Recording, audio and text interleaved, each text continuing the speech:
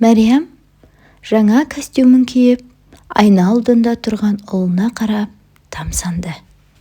Ұзын бойлы, қара шашты ұлы сол сәтте Мәриям үшін жігіттің сұлтаны болып көрінді. Ішінен, кеше ғана бесікте жатқан балам ертең үйленгелі жатыр деп сене алар емес.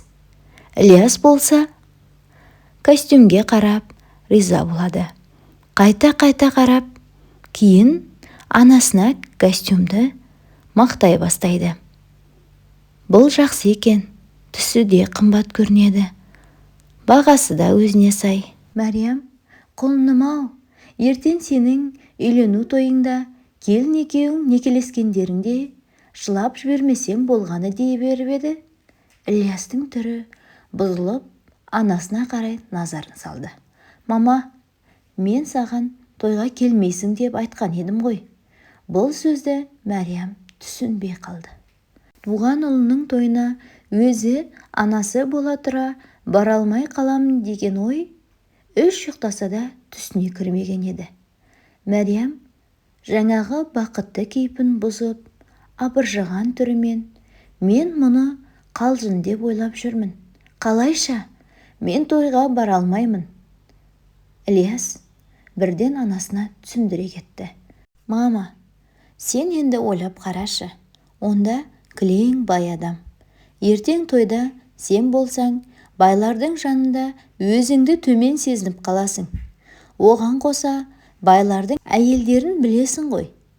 Сені менсінбей, тойда көңіл күйіңді бұзатын болады. Ал мен тойда сенің бұлай қиыншылыққа тап болғаныңды қаламаймын. Сені ойлағаннан тойға шақырмай отырмын.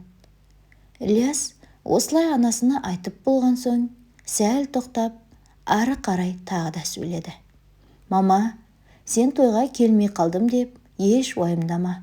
Бұдан соң келінің екеуміз бірге саған қонаққа барамыз. Сол кезде өзіңнің сыйлықтарыңды беріп, дастархан жайып, бізді қарсы аларсың. Мәриям әлі де түсіне алар емес. Ұлы өзінің өміріндегі ең бақытты мерекелік кешінде жетім балаға ұқсап жалғыз жүргісі келеді ме? Бұл қалай? Мәриям баласына, неге мен тойда бейшара болып қалады екенмін? Сен алаңдама. Мен тойда байлардан да кем түспейтіндей боп келемін. Оған қоса салонға барамын. Ең керемет көйлегімді киемін, деді. Ілиястың төзімі таусылып, ішіндегіні ақтарды. Мама, сенің көйлек деп тұрғаның 40 жылғы мата ғой. Шындығында мен сені өз тойымда көргім келмейді. Ертең тойда мен сені қайын жұртымның алдына пол жуушы мама міне деп қалай шығарам? Қалай таныстырам сені? Жоқ, олай абыройдан айырылғанша сені тойыма шақырмағаным жақсы. Мәриям осы сәтте шок болды. Тіптен баласына не дерін білмей, ешқандай эмоция білдіре алмай, бір орында тұрып қалды. Ілияс болса, кетіп бара жатып, қайталап айтам, тойыма келуші болма. Бөлмеде жалғыз қалғанда Мәриям жыламады. Кейін қараңғы түсіп, Мәриям отбасылық ескі альбомды қолына алғанда көзіне жас келе бастады. Альбом ішіндегі суреттерді қараған сайын Ілиястың бала кезіндегі сәттер көз алдында көрініс табады. Мәриям сонша жыл қиналып асырап өсірген баласы Ілиястың өзіне осыншама лас әрекет жасағанына сене алар емес. Мәриямның жасы 2 жаста болғанда оның туған ата-анасын ата-аналық құқықтан айырып тастаған екен. Кішкентай шағында қол үзіп қалған ата-анасын Мәриям есейген кезде де іздемеді. Іздесе де Мәриям үшін ол мүлдем пайдалы болмас еді.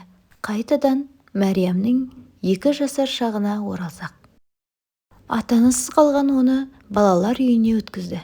Қыздың балалық шағы толықтай сол балалар үйінде өтті. Балалар үйінде жайлы өмір жоқ. Ондағы әр бала әлімжеттік көріп таяқ жейтін. Мұғалімдердің айғайы, балаларды ашумен ұруы, Кейбір кезде шымшып кететін директор ханым осының барлығы бала Мәриямға мүлдем ұнамады. Альбом бетін парақтай отырып Мәриям жас кезінде 3 қызбен бірге түскен суретін тауып алды. Фотода қыздар официант киімінде. Мектеп бітірген соң Мәриям мамандық таңдауда көп ойланбады. Оның таңдауы даяшы қызмет еді. Соған түсті. Алғашқы жұмыс орны қаланың орталық көшесіндегі тағам асханасы болды. Мұнда қызмет еткен кездердегі Мәриямның ең басты табыс көзі келген клиенттердің беретін шайлық сыйақысы еді.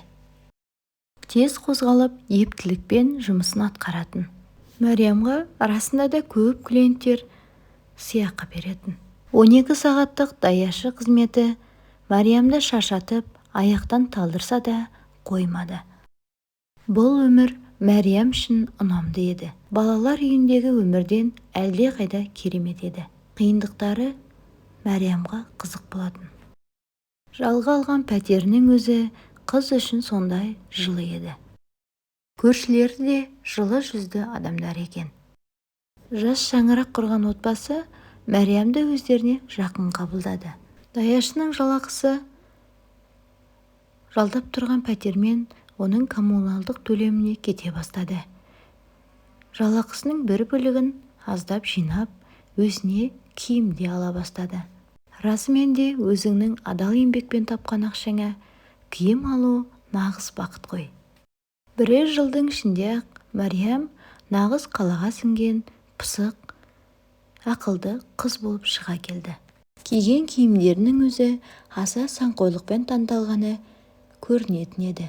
Әрине, қыздың жағдайы сол баяғы күйінде болса да, ендігі Мәриям жұмысқа да, оның қиыншылықтарына да үйренген.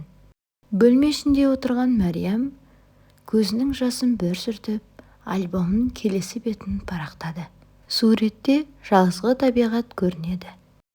Жасыл желек шөп үстінде тізерлей отырған Мәриям мен дәл солай қыздың жанында отырған Мақсат бейнеленген сурет қанша жыл бұрын түсірілген болса да, дәл қазір Мәриямның жүрегін жылытып, сол кездегі сезімдерді есіне алды. Даяшы қызметінде жүрген Мәриям Мақсатпен танысқан жылдары әлі де тағам асханасына қызмет етіп жүрген болатын. Бүгін басқа күндерден ерекше клиент көп болды. Барлық келген клиенттерге қызмет жасайтын жалғыз ол Мәриям еді.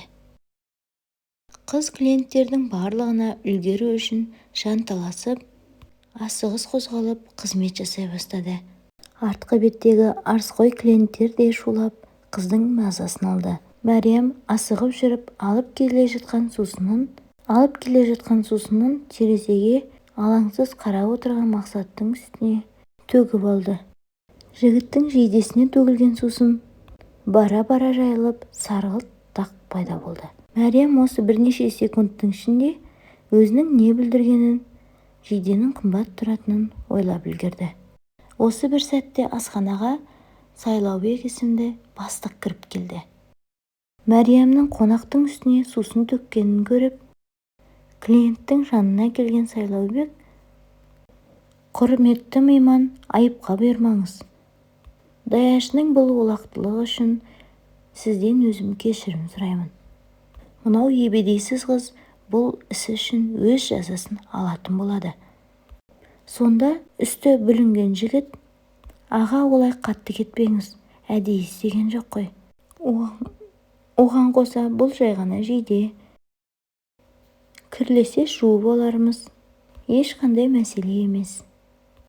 Қарындасымен ата-анамның үйіне бара жатқан едім. Сыртта менің көлігім тұр. Мүмкін болса көліктің артқы орындығындағы ауыстыратын киімді алып келе аласыз ба?» Сайлаубек мырза бірден жұлқына кілтті алып келе салайын. Әйтпесе мына олақ қыз тағы да бірдеңе білдіріп, көлікті сындырып қояр, деп сыртқа қарай шығып кетті. Енді бастық кеткен соң Мәриям жігіттен кешірім сұрай бастады. «Айып етпеңізші, менің басымда бұндай бірінші рет болып тұр. Ендігі қайталанбайды», деді. Жігіт аса бір сабырлы кейіпте ештеңе етпейді деді де қойды. Кейін Мәриямға қайта бұрылып қарап, сіздің есіміңіз кім болады деп сұрады. Жаңадан бері абыржып тұрған қыз бұл сұрақты күтпеген еді. Бірер секунд үнсіз тұрып, Мәриям деп жауап берді. Жігіт бұл таныстыққа жауап ретінде қолын созып, менің атым Мақсат деді. Жігітпен қол алысқанда Мәриям жігіттің түріне енді ғана мән беріп қарай бастады. Мақсат бойы биік, спорттық денелі, қара көзді, оған қоса жылы күлкісі бар жігіт. Сырттан келген бастық Сайлаубек жігітке киімді берді де оны ауыстыруға арналған бөлмені нұсқады. Кейін шегініп Мәриямға жақындап келді де, неменеге қақиып тұрсың? Сенің ауысымың аяқталды деді. Бастықтың назары басқаға ауғанда, Мақсат Мәриямға қайта келіп, ханым, сіз маған уақыт бөле аласыз ба? Мақсат Мәриямнан өзінің тапсырысын әкелуді өтінді. Мәриям жігіттің алдында өзін әлі де айыпты сезініп, оның өтінішін еш қатесіз орындауға кірісіп те кетті. Мақсат асханадан шыққан соң, Сайлаубек бастық Мәриямның жанына келді. Жаңағы сәтте дауыс көтеріп ұрысқаным үшін ренжіме. Мен әдейі істедім. Әйтпесе мына жігіт жидесінің ақшасын саған төлеттіріп алатын еді, деп түсіндірді. Мәриям, сіз бұл жігітті қайдан танисыз деп сұрағанда, Сайлаубек бір мырс етіп күлді де, бұл жігіт біздің қаланың әкімнің баласы. Сен бұны қалай білмейсің?